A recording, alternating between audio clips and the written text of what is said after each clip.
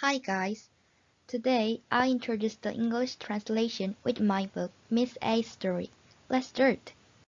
First of all, my book Miss A's Story tells the story of a single Korean woman.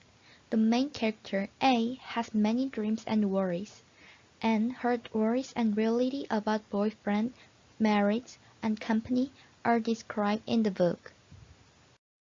Now, let me introduce the translation. Translation can be largely divided into free translation and literal translation.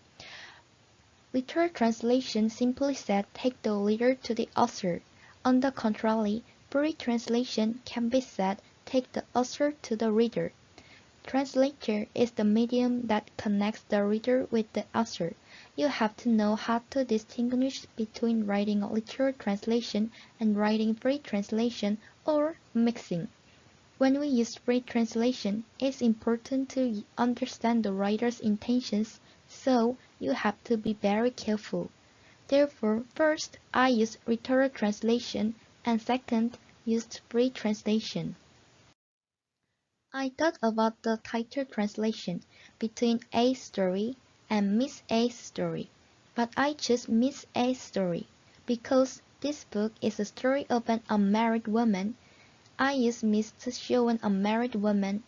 In Korean, blah blah C was used regardless of marriage, but English can emphasize this, so I use Miss.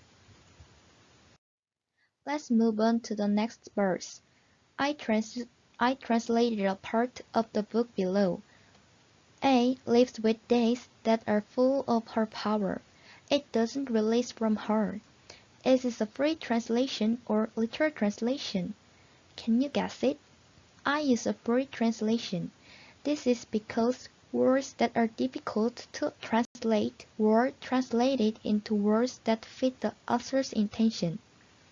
And next, just 2001. Instead, A stresses with a sunk voice. I used mixed one. Like this, you guys also use it suitably.